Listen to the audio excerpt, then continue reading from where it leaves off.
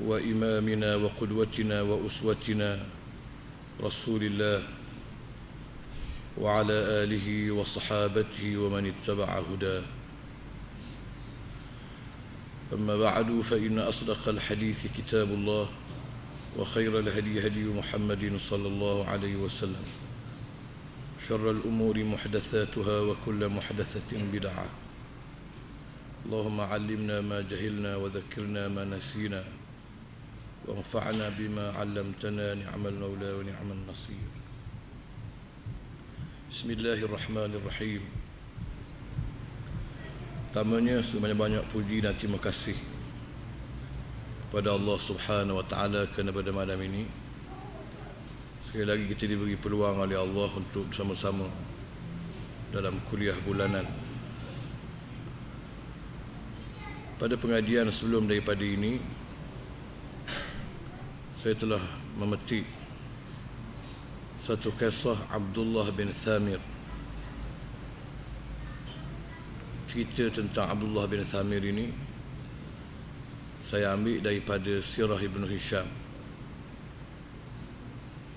Tetapi ternyata bila mana saya fikir-fikirkan semula,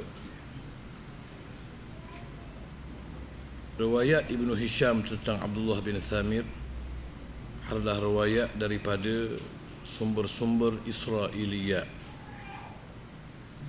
yakni sumber Yahudi ataupun sumber Nasrani. Sedangkan kisah yang sama diriwayatkan daripada Rasulullah sallallahu alaihi wasallam, ataupun yang lebih kurang sama, yang diriwayatkan oleh Imam Muslim dalam kitab sahihnya, Imam Ahmad dan lain-lain.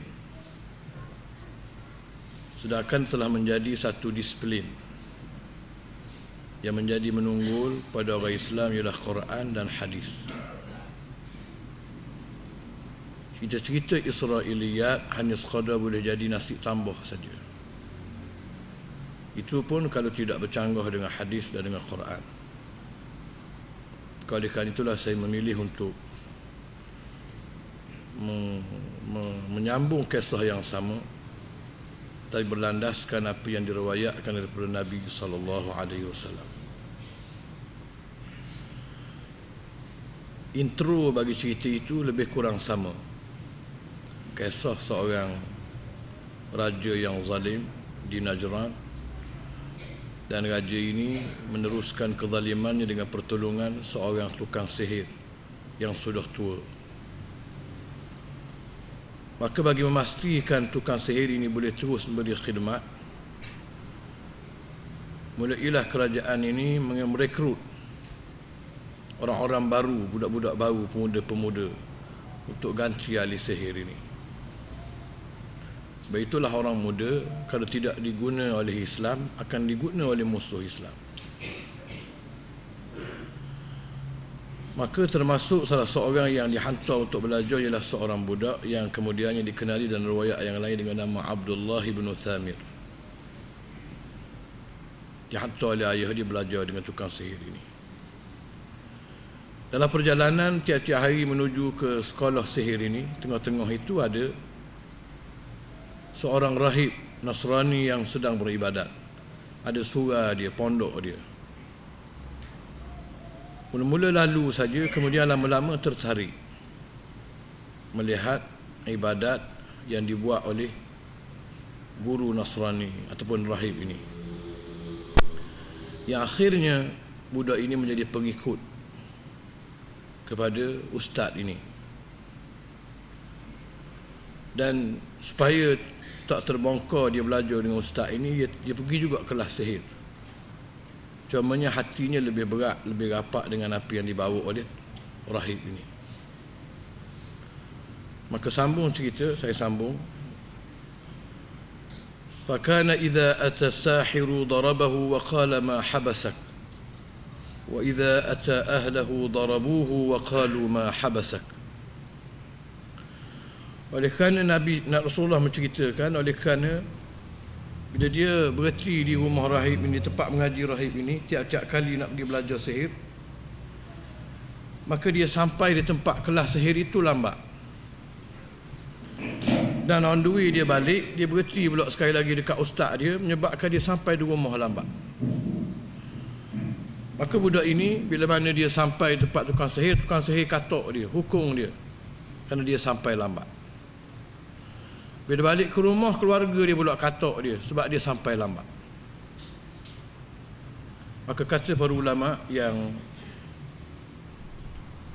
mensyarahkan cerita ini,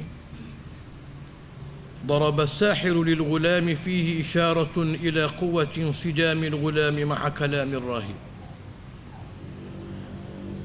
Katoknya tukang sihir dan katoknya keluarga budak ini kepada budak ini menunjukkan bahawasanya komitmen yang tinggi yang ditunjukkan oleh pemuda ini dengan tok guru dia. Sabar kena katok, dengan arti tak penting kelas, tak penting kelas agama dia, pergi semua. Dan menunjukkan komitmen yang tinggi juga kerana li'annahu yastati'u tarkahu wa yurihu nafsahu min darbi sahir. Dengan sendirinya sepatutnya bila dia dipukul, dia berhenti pergi kelas ustaz. Sebab asalnya dia keluar daripada rumah bukan nak pergi ke kelas ustaz, kelas agama, nak pergi belajar sihir. Tak sampai ke benda yang bukan menjadi tujuan menyebabkan dia dipukul. Sepatutnya dia berhenti belajar dengan ustaz itu, kerana dia mulai kena katok dah. Tapi dia tak pergi, dia tak berhenti. Dia hanya mengadu saja dengan guru dia. Kenapa? Walakinnal haqqa alladhi ma'ar rahib yuwafiqul fitrah as-salimah. Kerana apa yang diajar oleh rahib sama dengan fitrah yang baik. Maknanya agama yang dibawa oleh nabi-nabi ini, dia memuaskan hati dan otak manusia. Manusia yang benar-benar berjaya menguasai hati dan otak dia, dia tak akan bersama-sama dengan apa yang berlawan dengan nabi-nabi dan rasul-rasul bawa. Kecuali orang ini dia mendahulukan yang lain daripada otak dia, daripada fitrah dia. Setengah-setengah orang engineer, pakar tinggi, doktor falsafah, tapi sembah patung, sembah berhala. Sepatutnya berhala itu sembah dia, tapi oleh kerana dia mengkemudiankan otak dia, dia mendahulukan yang lain.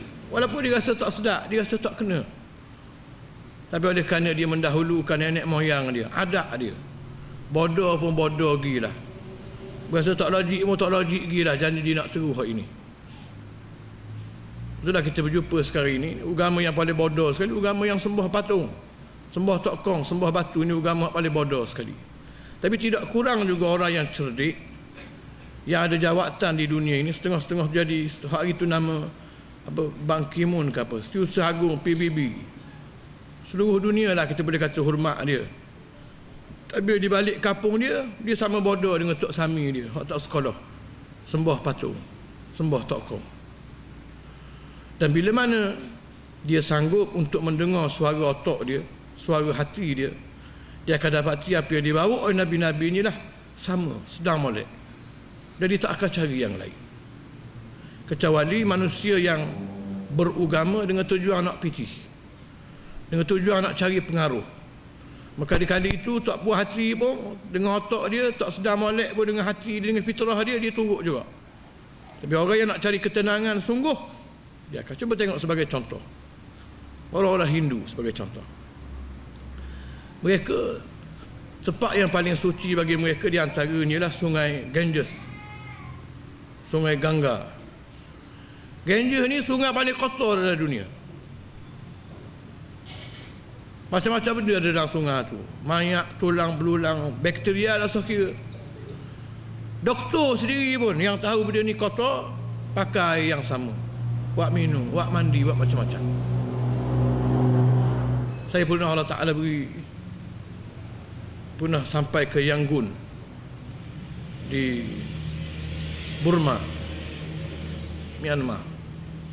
Dari situ ada apa orang panggil macam Mekah juga lah, Mekah kita ada apa, kuih dia besar, kotor, sekotor-kotornya. Dan lagi kotor, lagi tak mandi, lagi huduh, maka orang itu dikira orang yang paling dekat dengan Tuhan. Di atas butir ini saya tak usah pergi jauh. Kita pergi ke Makkah, Masjid Surau, tempat orang Islam. Bersih nombor satu. Nombor satu dulu pada hak lain. Dengan wanginya, dengan bersihnya. Tak akan berjumpa dengan kotor. Tai cicak apa bergaduh kutik buang. Kalau orang tu ada otak dan ada fitrah yang molek, atas butir ni sudah cukup untuk menunjukkan Islam tu betul. Tak usah pergi pada yang lain. Kena dengan fitrah yang fitrah manusia. Ajaran lain tak begitu. Oleh sebab itulah bila budak ini, walaupun dia kena pukul, dia kena katak, dia tak berhenti mengaji.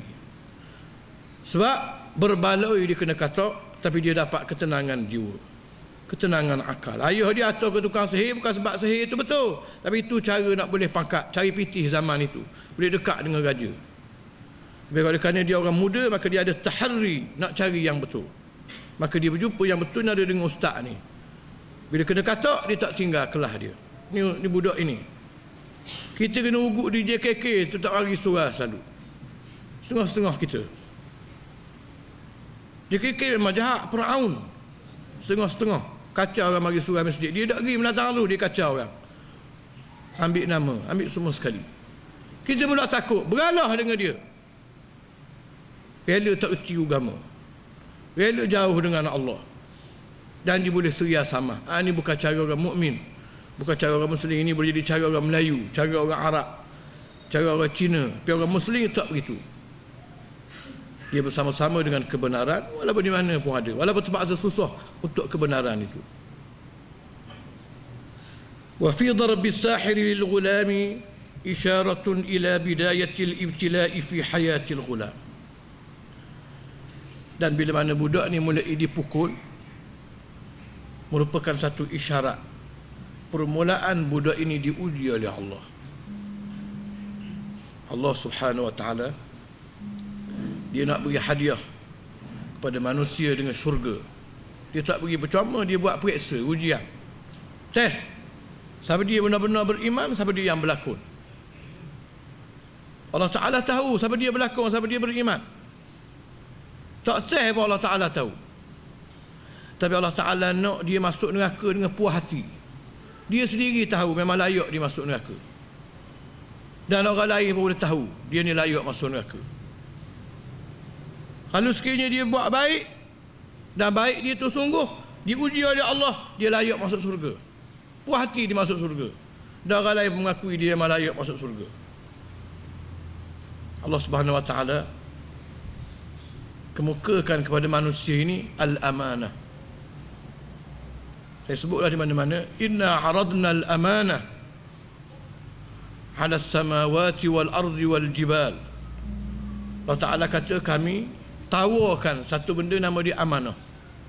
Pada siapa dia? Langit, bukit bukau, gunung ganang, bumi, kami tawar. Nak ada amanah. Amanah ni apa? Kebolehan untuk membuat pilihan. Nak ikut ataupun tak ambil ikut. Nak terima ataupun nak tolak. Fa'abayna an yahmilnaha. Langit, bumi, gunung ganang semua tak ambil. Sebab apa tak ambil?